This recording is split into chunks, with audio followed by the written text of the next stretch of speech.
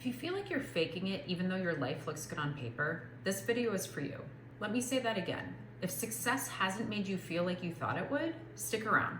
You're not overthinking, you're running on old survival wiring. Hey, I'm Kristen. I'm a psychotherapist who works with high-achieving professionals dealing with anxiety, perfectionism, and the hidden impact of childhood trauma. And today we're talking about a concept that's rarely named, but deeply felt. How trauma shapes your identity, and why you can be functional, successful, even admired, and still feel like you don't really know who you are. This goes way deeper than self-doubt or low self-esteem.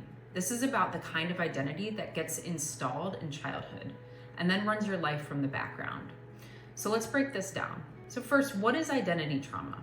It's what happens when, growing up, you weren't allowed to be your full self. Not necessarily because anyone said you're not allowed. More often, it's way more subtle. You were praised for being agreeable, for being helpful, for being easy. But what happened when you had a need, when you were upset, or honest, or messy? Chances are that's when the room got quiet, or tense, or worse, disapproving.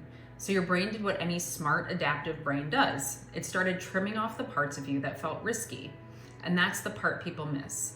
This is not about faking it. You weren't faking. You were adapting to the emotional terms of your environment.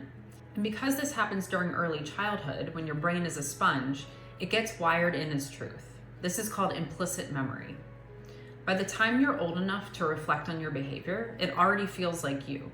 You're the one everyone depends on. You're calm under pressure. You can read a room in seconds and adjust without thinking. You're not needy, you're not dramatic, you're rational, you're successful, and yet something feels off. You're not lying, but you're not exactly honest either. You're showing up, but you're not all there. You're doing everything right, but deep down, you feel kind of hollow. That's the cost of building a life on subconscious survival roles. Your identity becomes performance. Your preferences become irrelevant. And eventually, you don't just hide the real you lose track of what that even is. So here's the mind trap trauma sets up. Be yourself and risk rejection, or stay likable and keep the peace. And when you're little, there's no contest. You pick peace because it's safer. It gets you approval, affection, less chaos.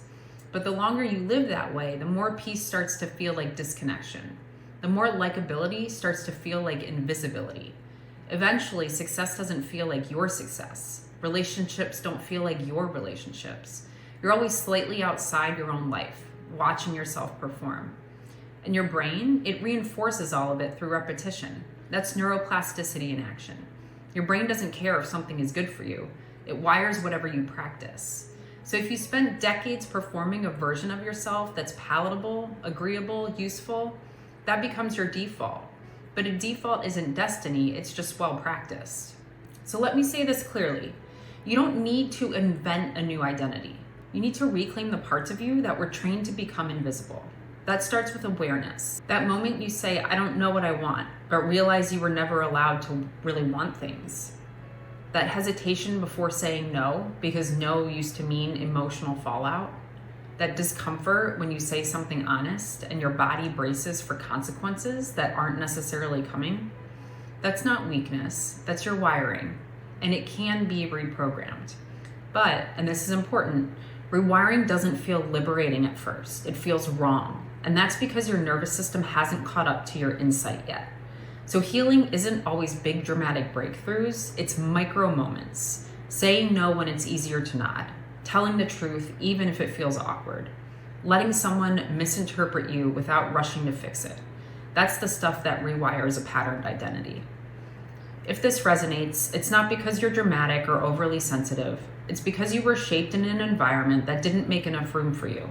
You became efficient, adaptable, productive, but all of that came at a cost, and that cost is your sense of self.